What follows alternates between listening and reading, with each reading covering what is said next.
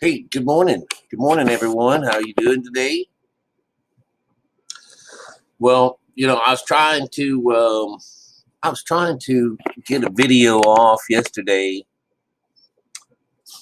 about that Ezekiel business. It's just not easy.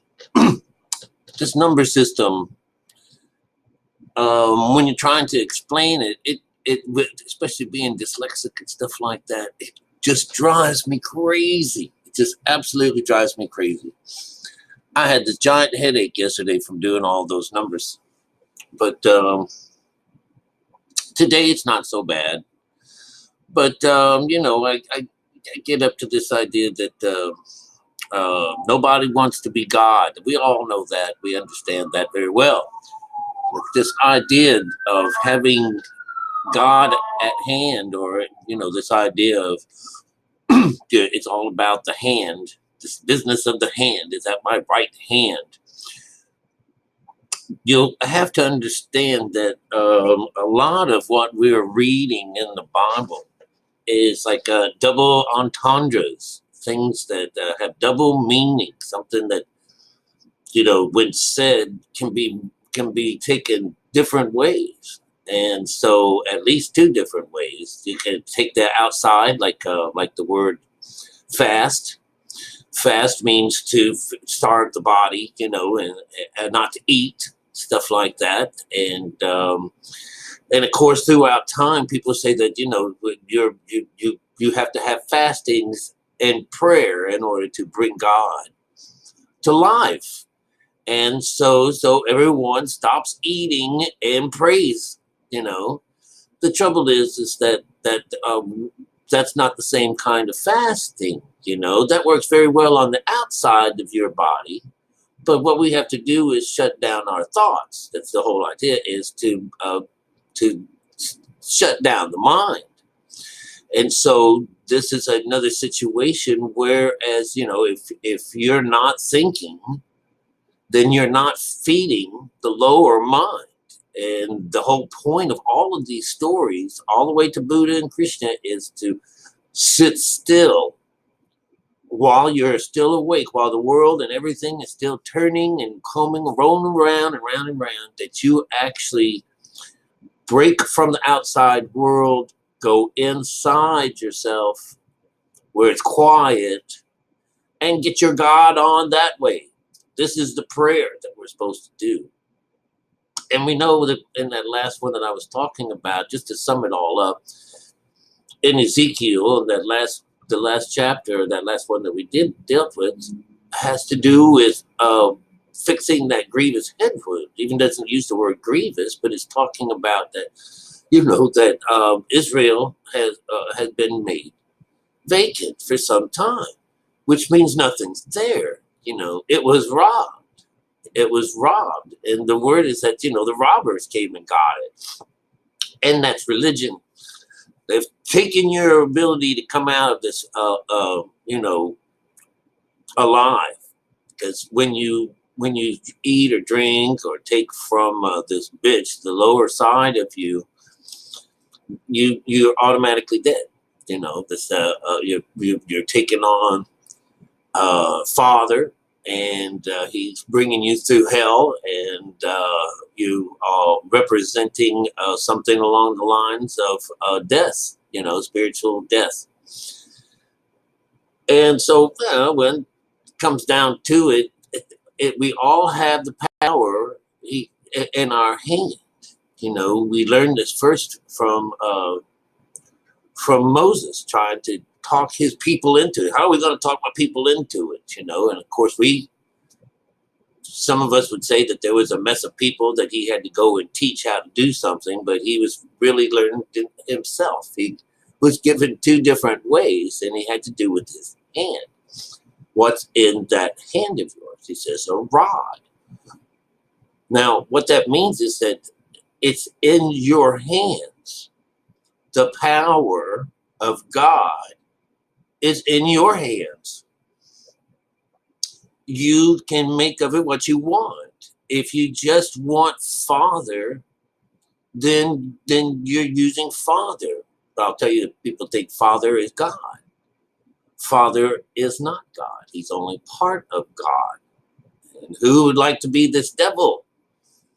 We say that people don't want to be God, but the other side of him, the male side of him, is the devil. And whether or not we want to be the devil or not, that's where we are. That's who we are, and that's what we represent. So you would rather be the devil. You don't want to be God. So the idea is the power is in your hands that come about, that bring about this higher side of you. And, just because we have some kind of really high expectations of God, he makes this, he makes that, he can do anything, whatever. Well, in reality, that God supposedly is you. You're the one that he's working through. He's the one, either the devil, the devil works, he does the devil's works through you, or you become this God side. And again, the works come through you, but it's all, the power is in your hands. It's always been that way. He's always said this, he says, take your hand and put it in your chest and then pluck it out, and it's dead, so now put it back in. Grab a hold of the end of that rod there. It turns into a snake.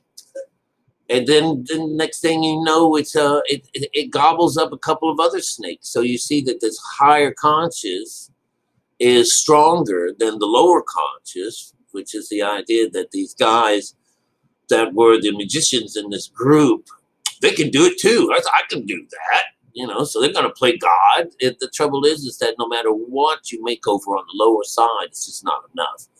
Because this higher side, just one little snake eats up the 3 bad snakes. All right, so the lower snakes. So it shows you had the overpowering power, this consuming power that once you hook both mother and father up, you're fine. But see, this is the part everyone keeps forgetting. This is honoring mother and father. Where do you get this? Are you putting your mom and dad on some kind of pedestal? I've got a mom and dad, but they're not on any kind of a pedestal. They don't want to be God either.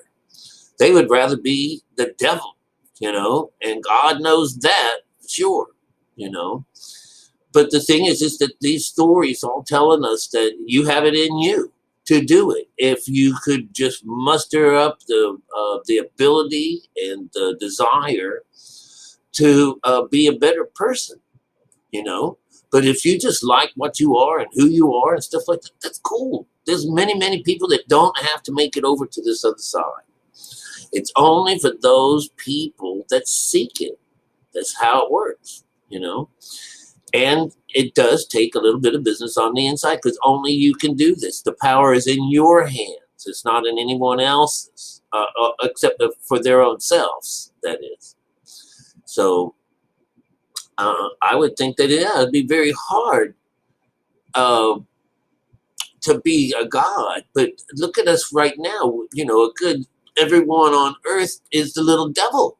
Do you understand? The devil is not outside of your body. The devil is not in some cave, someplace, You're the devil.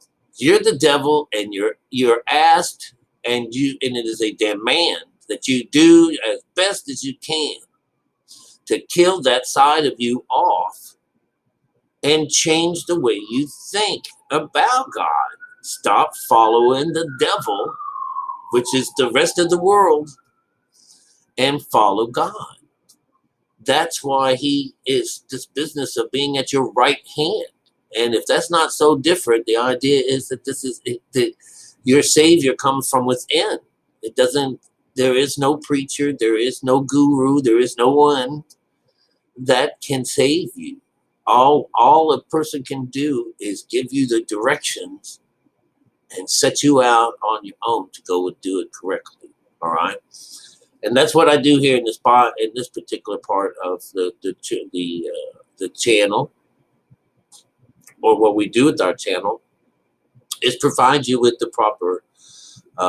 proper tools, proper terminology, the abilities, the way without, oh, this has to be done this first, or this has to be, without any lies in it at all. So basically, it's just this idea of shutting down the mind. Stop eating, you know, set your sights on something higher and bring yourself to this place of nirvana, and everything will be fine.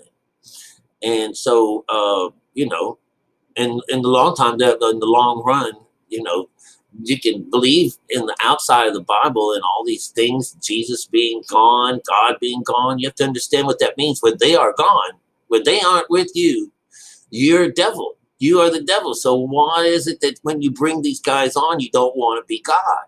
You want to continue being a devil? You know? That's how it works. That's the way this Bible is running now, is that you come into this world dead. You came into this world dead, and a good number of people are going to leave this world dead. And they have this mind on them that they're going to go to heaven, they're going to go to hell. Well, no one's going to go to heaven when you die, because it's too late then. The only time that you can make it into heaven is while you're alive. It's the only time it counts, because there is no heaven out there for you to go to. But there damn sure is a hell. And that is right here on this earth. And this Bible tells us this, and all these other religions tell us it's right here. And that you are that 666. You are that devil. So while you're worried about becoming God and doing what's right in the law, I would rather be a devil, is what you're saying. You know, because that's the only two masters that this body gets to serve. You either serve the devil and go along this line of well, it's not really mischief, but the idea is that you working off of the lower side of you. You're a sodomite, you know. You like all the things that are lower. You like everything that is in the situation of being tainted and disgusting and dead. You know, that this is the taste that we have. You know, and you'd rather do the sorcery part of it. You know, you'd like to take in these Jesuses and all these things. You'd want to eat all these things. You want to touch yourself in all these different ways. This is sorcery. That doesn't happen when you become God. There's no sorcery. God doesn't go around doing stuff like that. That's not the way it works. Even though our minds are so warped, God can do anything. Boy, he sure can. But that's really a warping situation too, because, you know, we actually can do anything. You can do just about anything. And whether or not you are serving the devil comes through your hands and out to the open, comes from your mind and out to the open, and God would be the same way. So this is the idea. You want to serve God, or do you want to serve the devil? Well, the Bible actually has this fixed up so that, you know, you have to do both. You have to serve the devil first, and then you'll come around to search for God later in life. And that's what our last little story was about.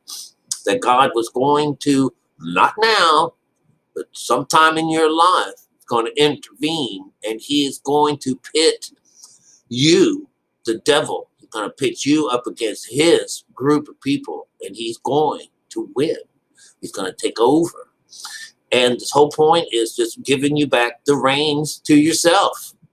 You know, you're not going around making worlds and stuff like that. That's not what God is. But what a childish mind you have if you were to be considered yourself God. But look at you right now. We're childish minds as we run around with the Father. This is where we're acting a fool and acting like children and being obviously young and retarded.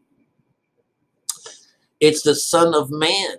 It's a graduation situation where you go from being a child, which is represented to you as your brother, that whenever he is brought higher and brought up higher,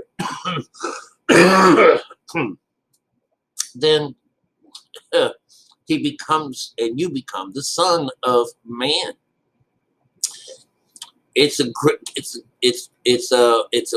rite ceremony. It's like you no longer are a kid. When you were a kid, this is what you did. This is how the scripture goes. Now that you are not a kid anymore, you put away those things that you did as a kid,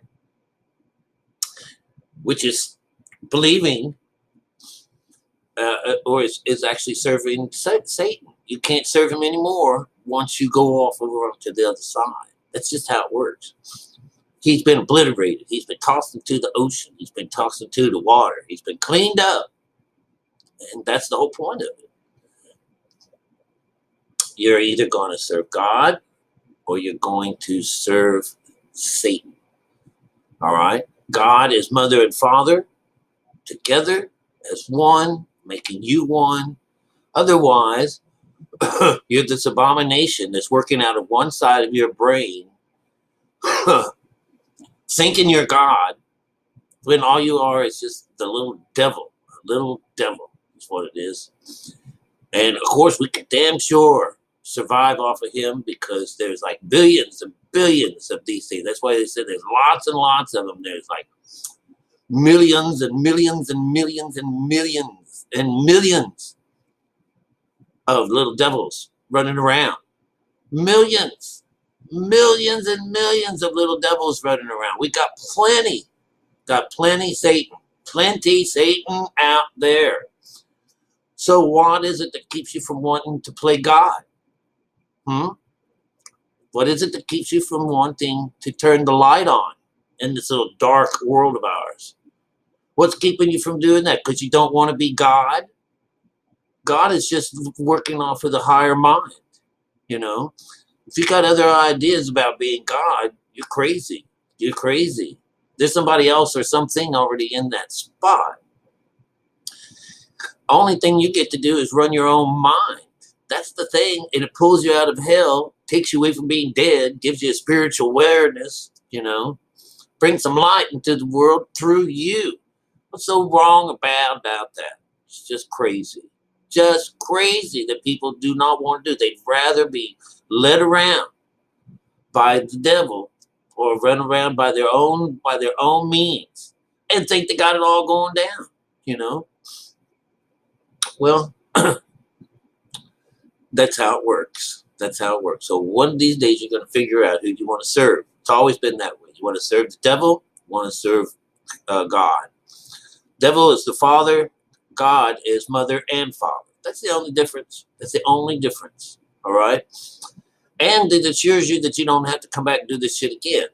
The stories that we just listened to is that, you know, you get to occupy this place that's been empty for so long. And it's time for you to rest. Nothing wrong with that neither, you know?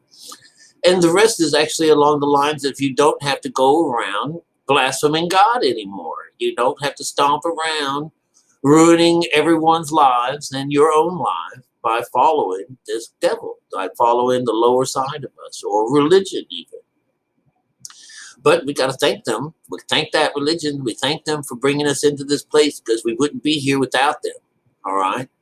But that's where our source of being the devil is that, you know, the one mind, the one half of a brain business coming out of the individual is what makes him this devil. That's the way it is, you know. So you figure it out.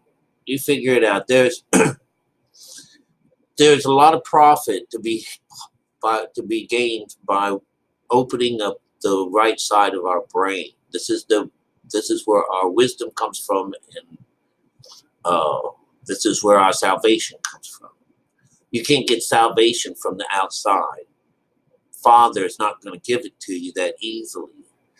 But once you figure out that it is in your hands, you put Jesus, he said, your right hand. And in that last story, we were supposed to turn our hands towards that desolate place. And that was to bring it power, because the power is in your hands.